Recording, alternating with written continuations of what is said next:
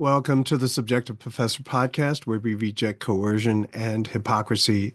It's Wednesday, April 2nd, 2025, episode 351. And we're going to talk about Cory Booker's 25-hour long speech and a bunch of other topics. So, Cory Booker, senator in the United States, completed a 25-hour long speech, 25 hours and change.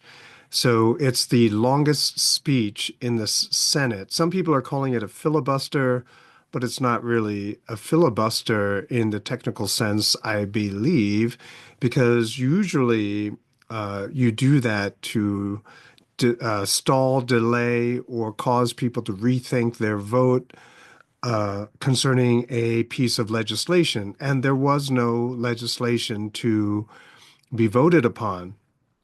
So I watched his interview with Rachel Maddow about his 25-hour speech, and she was, of course, gushing over him. But what's kind of interesting is that if we were to call it a filibuster, Democrats not that long ago were trying to get rid of the filibuster, and now they're using it. So interesting what a new president can do to political positions. So he wasn't really holding up a vote on a piece of legislation. He just wanted to say in many different ways that the president is wrong, that Donald Trump, Cheetos guy, Orange Man, is bad. And the one clip that I watched, he's waving the Constitution, which I thought was really interesting because he and his ilk, and that's most of Congress, ignore the Constitution, right? I mean, he's defending, in saying that Trump is bad, he's defending bureaucracies that are not in the Constitution. Uh, he's defending inflation. He's defending all of these things which are fundamentally not in the Constitution, nor permitted or allowed by the Constitution. Most of what goes on today is in violation of the Constitution. So I thought it was kind of rich for him to be waving the Constitution. He even flipped through it in the clip that I saw. I think it was the clip that Rachel Maddow played. But it's funny, like he flips through it, but he doesn't read any of it, right? He doesn't quote any of it, at least in the clip that we saw. He just waves it around like it's some kind of prop. And a lot of the things apparently that he brought up, I thought would be lies or misperceptions that the Democrats have of Trump. The same things that they've been saying over the last 8 years plus, same thing over again. For example, Medicaid, that the Trump administration was going to cut Medicaid. And I know that Trump said that he wasn't going to cut it, and yet there are claims that he will be cutting Medicaid. I have a feeling that if he does cut aspects of Medicaid, it would be in the workforce, not necessarily in the benefits. And that's what he's doing through most of the cuts that he's doing. And besides, they're not even really cuts. The continuing resolution illustrates that spending will not decrease, but will increase. And that's what's kind of interesting about this whole kabuki theater kind of thing, where everything seems to be that they're positioning themselves to do this or this thing or that thing, but they're not doing anything. So it's not just, so my frustration is that Doge is pointing out the waste, but nothing can be done unless they, pass something that says you have to return the money or not have to spend the money. But they have, I mean, imagine that. You have written in law the rules that you have to spend the money once you receive. I mean, think about what went into the creation of that law. Like, are they really thinking about the American people? Like, once you got the money, you got to spend it. It's just it's mind-boggling how much deeply rooted corruption there is in the government and how they've even went so far as to write laws to protect the corruption. It's which is obviously wrong, but at the same time they say, well, no, no, it's a rule. You can't change that rule. And it just boggles my mind. And it's also kind of funny that Cory Booker is going to grandstand in such a way and do nothing, right? If why doesn't he take the power back from the president, the power of legislation, the power to declare wars? Why don't they do that? But they won't. They're chicken because they don't want their name on a piece of legislation so that when they go for re-election, people can wave how they voted on certain bills in their face. And so they say, oh, that's why you shouldn't vote for that person. Everything is strategic in that way. Even the naming of the bills are is happens in such a way that it doesn't make them look bad. I mean, the Patriot Act.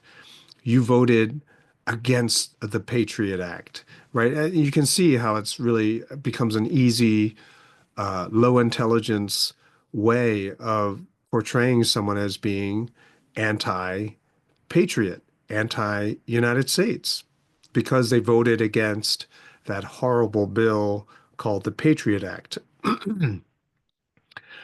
So it's interesting that when this was going on and I went online to see the coverage of it, there wasn't a whole lot of coverage. You had the usual characters like The View or Rachel Maddow talking about it and gushing about it. Maybe a few people on social media, at least that I know of. But it wasn't the kind of coverage that would go viral, at least in my little bubble, I guess. I didn't see a whole lot of it. And that's the reason is because there was no bill that was being debated. Um, and most of the American people want to cut this waste. They're behind Doge. They're behind Donald Trump, exposing the corruption and getting rid of the waste. That's why he was elected. I mean, Trump promised to do all of these things, and so now he's doing it, and so a lot of people are behind him, right? Who wants to waste all of this money, have to pay all these taxes, and for the prices of everything to continue to go up? No, let's stop this. And so it seems, uh, that's why it didn't make an even bigger splash. I think it made a splash within their bubble.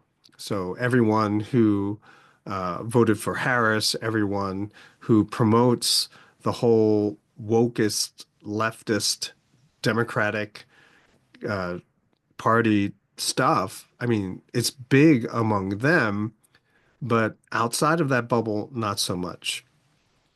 Because by grandstanding in this way, he's complaining about the government, of cutting government waste. In other words, keep the waste in there. He's upset that workers who basically do nothing are getting fired, right? Workers whose salaries come from our taxes. Uh, he's upset that wars are coming to an end. He's upset about, trying to reduce the financing of these wars. So, at least in my mind, I think that even if Trump wants to be a peace president, he's fighting an uphill battle of the military industrial complex, the Jewish lobby, and all these other people who benefit and profit from never-ending wars.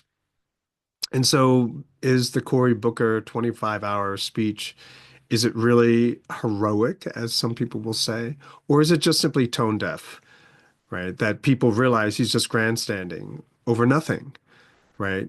So he's going to use the Senate floor to spend 25 hours talking about how bad Trump is, right? Well, that's what you've been saying for the last 8 years. So what's new? The message has not changed. But at the same time, maybe Trump should consider changing his message, right? Especially since today is Liberation Day and all we have to show for it is gold prices spiking even higher. So I talked about the gold price less than a month, like 3 weeks ago. And at the time, gold was $3,050. And today, I just checked before I hit record, and it was $3,160. So it's up $110 from the last time. And it was as high as 3,169. If I do a quick check here, yeah, it came off a little bit, but still hovering around 3,150. So $100 higher than 3 weeks ago, which is incredible, which is a lot. Okay. So we're living in crazy times. I was listening to Nobody's Special Finance. It's a podcast, Nobody's Special Finance. And he talked about a couple of April Fool's Day events. And so he was talking about three IPOs, which seemed like a joke, but they were not. And one was Newsmax, the other was CoreWeave, and the third was called Watton Financial FinTech Platform. Okay, so it had an IPO, which is it's a Hong Kong-based fintech company. I don't even really know what that is. Must have something to do with crypto, but its ticker symbol is WTF, which is really funny. And I just tried to figure out a way to talk about it today so I can just simply point that out. That Watton Financial FinTech is ticker symbol is WTF. And I'm sure you know what that stands for. Uh, and if you don't, you can just look it up in the Urban Dictionary. But that went up 400%, the IPO. But as a long-term investment, he seemed to think that it didn't really seem like it would be able to hold that valuation for very long. So we have grandstanding in the Senate. We have WTF becoming an IPO that gets 400%, that increases 400% on that first day. We have gold prices uh, steadily rising no matter what, and all these other rumors of people taking delivery, which never really happens, which is further driving the price and bringing attention to gold and silver. I just want to close this episode by talking about what we read in my sixth grade social science class today. And we were finishing up our section on Rome. And I'll just read a little bit of the conclusion of the Roman section. Rome suffered from inflation due to many causes: the disappearance of money, the decline of trade, the control of government over economic welfare, the decrease in value of coin, and laws that bound people to the same jobs. The economy depended too much on war. Work had become a mark of disgrace. Dishonesty and violence were everywhere. Life had become cheap. And so I remarked how this is so similar to what the United States is today, right? Because of the massive amount of inflation. I talk about inflation a lot to try to get them to understand that inflation is a big deal, that it's watering down the value of the currency that they have. And that's why everything is getting expensive, is because the value of the money they're using is in decline. The decline of trade, right? We're shifting from globalism to mercantilism, which is why everyone's fighting over resources so that they don't have to trade with anybody else. They can be self-sufficient. It seems that some people believe that this is a better way of of conducting an economy. I don't know. The free market would say, no, this is not good. And I mentioned before several times that nationalism and being self-sufficient in that way is very popular among Marxists, right? Communist Manifesto talks about it. The control over the economic welfare. Well, of course, I mean, the fact that Congress doesn't vote anything and is simply the president, in this case now, Donald Trump, declaring who is going to get tariffed, which countries are going to have tariffs imposed on them, which corporations in America are going to be favored, which are not. All of this is government control over economic welfare. Laws that bound people to the same jobs. I don't know if people realize this, but unions uh, do this. They bind people to the job. So if you don't like the job anymore, it's very difficult to look for other work because of all the benefits that you have amassed because of that union, right? So police unions, for example, in 25 years or something like that, you're eligible to retire. And if you're 7 years, 10 years in, then it's very hard to change police departments because then you have to start all over again towards that 25-year retirement mark. And so you're bound to the same job no matter what, in spite of changing situation in life. Also, there was another, I've talked about this before, but I had another student who talked about the fantastic healthcare plan that his father had because of the union. But then I pointed out that he could not change jobs because he needed to maintain that healthcare insurance, right? If he were to change jobs, there's no guarantee that the new job would have healthcare insurance. And so he was bound to that job because of the healthcare insurance. So also, the economy depends too much on war. That's the United States as well. I heard Colonel McGregor talking on with the Judging Freedom podcast with Judge Napolitano that the Europeans right now are gearing up for war against Russia. Whether they're successful or not, it doesn't matter.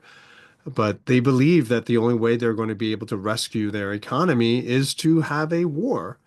And they are trying their darndest to get the United States in the war. So the Europeans are trying to get the United States in the war. Israel is trying to get the United States in the war, in a war, any war, for various reasons. But even people in the United States want war because they believe that it is good for the economy, right? It's that same mythology of World War II, that World War II saved the economy of the United States. No, no, no. And we talked about that. I'm pretty sure we talked about that a couple episodes ago. Uh, Yeah, I'm pretty sure. Oh, right, The Tale of Two Depressions. That's one that's episode 344. I talked about how people have been misinformed that World War II got the United States out of the Depression. Work has become a mark of disgrace, yes, right? Because the more, I mean, think about what all of crypto is, unless you are one of the programmers, but even if you are one of the programmers, right? I mean, it's not work that helps you eat. It doesn't produce energy. It uses a tremendous amount of energy. And so people are trying to find ways to make money which do not actually involve the physical work that used to be the norm for so many people. Dishonesty and violence are everywhere, right? Even Cory Booker's speech, it's essentially dishonest if you think about it, right? Because it's just simply a grandstanding thing, a way to try to capture some sort of attention, but for what purpose? For the benefit of the United States or for the detriment of the United States, right? To continue on a spiraling downward path. And violence is everywhere. It's interesting. I teach at a private Christian school, but a lot of the kids are from the city, and they always talk about the tremendous amount of violence, homelessness, fentanyl addicts everywhere, and they even have lots of relatives who are either in prison because of violence, who've killed, who are injured as a result of violence. And it's just you just scratch the surface and all their stories start to come out. It's just amazing. And these are sixth graders, right? That they are surrounded by so much violence. And so life has become cheap. And so a couple of them talk about playing basketball in the hood, and violence just happens so readily, so often, and it's extreme, right? It's not playground fighting the way it used to be when I was a kid, but it really is extremely violent. So life is cheap. It doesn't really seem to matter that much anymore. And as we read through this, I pointed out that this is why people are extremely rude to each other, right? When the economy tanks, when you are in trouble financially or whatever, so an emergency comes up, the first line of defense is your family. But because a lot of people today have become dependent on the government, that the government is supposed to do something for us, a lot of people burn their bridges with spouse, with family, with parents, with their children. And so when trouble comes up, they have no one to turn to, right? The second line of defense is friends. But how many friends do you have if you've already burned the bridges to your family? Friends are not obligated to help you. They're not blood. And as good of a friend as someone might be to you, uh, I mean, they're probably in a similar situation. Are they going to freely give you the resources you need to resolve your problem? I don't know. It doesn't seem like that would be the case. So, because of inflation, I think people are more prone to be quick to violence, right? Because the cheap money makes life cheap as well. And I think there is some sort of relationship between those two. I'm hoping that an economic collapse will help people rediscover manners, etiquette, values, right? The value of hard work and family. And that is what a lot of these kids that I teach crave. They crave it so badly. I say stories, but I don't want to go into it that much. But a lot of them, they do crave a stable home life, but and they don't understand why they can't have it. But so hopefully, uh, there is a sharp economic collapse. The government stays out of the way. And just like in the Depression of 1920, 21, within a year, it's all over and we're in a much better situation. One can hope. That's it for this episode. I'll talk to you next time.